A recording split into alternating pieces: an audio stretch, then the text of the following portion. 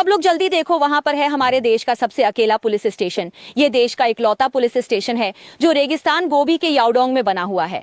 इसके चारों ओर 100 मील तक फैली हुई पीली रेत है जहां 1 इंच घास भी नहीं उगती, और बगल में है मौत का समंदर लोबोपो। उसी समय इसे इंटरनेट यूजर्स द्वारा सबसे बंजर और कठिनतम थाने के रूप में भी जाना जाता है, क्योंकि पूरा गुफा 20 से अधिक वर्ष पहले बना था। इतने वीरान जगह पर ऐसा एक पुलिस थाना बनाने की आवश्यकता क्यों पड़ी? इंसानों की कमी वाले इस जगह पर आखिर क्या देखने लायक है? आज लॉन्ग में ही आपको लेकर चलेंगी इस गुफा पुलिस थाने में, ताकि इसके पीछे की अनकही कहानी को जान सकें। चलिए। वास्तव में इस रहस्यमय गुफा पुलिस थाना को यादान पुलिस थाना कहा जाता है, जो गांसू दोंगहुआंगदाओ यादान राष्ट्रीय भूवैज्ञानिक उद्यान के अंदर स्थित है। यादान पुलिस थाना तक पहुंचना वास्तव में बहुत मुश्किल है, क्योंकि यह चीन के मोगुई छेंग के रूप में जानी जाने वाली जगह शिनजियांग और गांसू की सीमा पर स्थित है। यहाँ की हवा की शक्ति अक्सर 10 के स्तर से ऊपर पहुंच जाती है, खासकर रात में जब तेज हवाएं और टीलों के टकराने पर अजीब आवाजें आती हैं। कभी कभी ऐसा लगता है जैसे भूतों की चीखें। कभी कभी यहाँ ऐसा लगता है जैसे हजारों घोड़े गरज रहे हों। और यहाँ का दिन रात का तापमान अंतर बहुत अधिक है। दिन में तापमान 40 डिग्री तक गर्म होता है और रात में अचानक से 0 से नीचे गिर जाता है। इसी तरह का एक ऐसा स्थान जिसे सुनकर ही रोंगटे खड़े हो जाते हैं।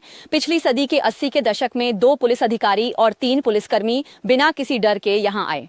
यहाँ पर हालांकि यहाँ पानी नहीं है, बिजली नहीं है, सोने और दफ्तर का स्थान सिर्फ कुछ तंबू है, लेकिन वे फिर भी डटे रहे। बाद में कार्यालय की स्थितियों को सुधारने के लिए कुछ पुलिसकर्मियों ने अपने काम के समय के बाद हाथों से गुफा खोदना शुरू किया। कई पुलिसकर्मियों और सहायक पुलिसकर्मियों की कड़ी मेहनत के बाद लगभग आधे साल का समय लगाकर लगभग 40 वर्ग मीटर का एक याओडोंग खोदा गया। फिर 20 से अधिक वर्षों की निरंतर खुदाई और मरम्मत के बाद यदन थाने ने अंततः 4 चरणों की परियोजना को पूरा किया। शुरुआती 40 वर्ग मीटर का वह याओडोंग अब मेरे पीछे ये पूरी तरह से सुसज्जित 260 वर्ग मीटर का बन गया है।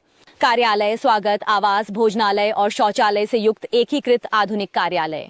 इसके विशेष भू आकृति के कारण कई वर्षों से यदान राष्ट्रीय भूगर्भीय उद्यान ने दुनिया भर के अनेक साहसी यात्रियों को खोजबीन और खेलने के लिए आकर्षित किया है। लेकिन ये पर्यटक आमतौर पर जमीन की जानकारी न होने के कारण आसानी से रास्ता भटक जाते हैं। वे मार्गदर्शन और खोज बचाव का काम करते हैं। निराशाजनक अंधेरी रात में लोगों के लिए आशा का दीपक जलाते हैं। एक बार चियायुगुआन से आए एक खोजकर्ता अकेले मोटरसाइकिल चलाकर अंदर आया और स्थानाधिकारी ली शेनशो से पूछा कि लोलान प्राचीन शहर की खोज पर कैसे पहुंचा जाए। ली शेनशाओ ने जवाब दिया कि कोई रास्ता नहीं है और उन्हें सलाह दी कि वे बिल्कुल न जाएं। एक तो क्योंकि इस जगह की भूगोल विशेष है, और दूसरा यहाँ की हवा बहुत तेज है जिससे कुछ दिखता नहीं है। अंदर जाकर दिशा खोना बहुत आसान है, लेकिन फिर भी खोजकर्ता जाने का दृढ़ निश्चय कर चुका था और उसने ली सोजांग से कहा कि अगर वह 6-7 दिन में वापस नहीं आया तो आशा है कि पुलिस चौकी से पुलिसकर्मी उसे खोजने के लिए भेजे जाएंगे, भले ही केवल उसकी लाश मिल सके।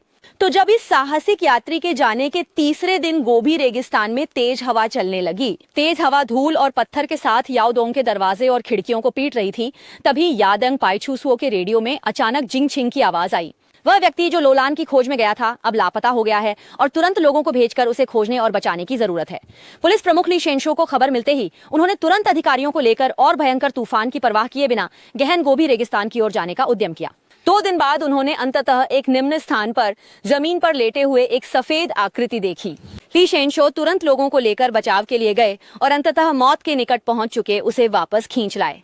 कई वर्षों से ली शेनशो ने अपने सहयोगियों के साथ मिलकर रोबोपो के खोज और बचाव कार्य को 198 बार पूरा किया है, जिससे 26 लोगों को मृत्यु के मुंह से बचाया और 22 भगोड़ों को पकड़ा गया।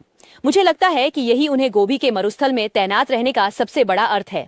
इस जीवन में देश की सेवा करने की इच्छा है तो फिर ह्यूमेनग्वान में गहराई तक क्यों जाएं? हमारे शानदार पुलिसकर्मियों को सलाम करें, रोमेई के साथ दाशी नबई की यात्रा करें। अगले वीडियो में मिलते हैं। अलविदा।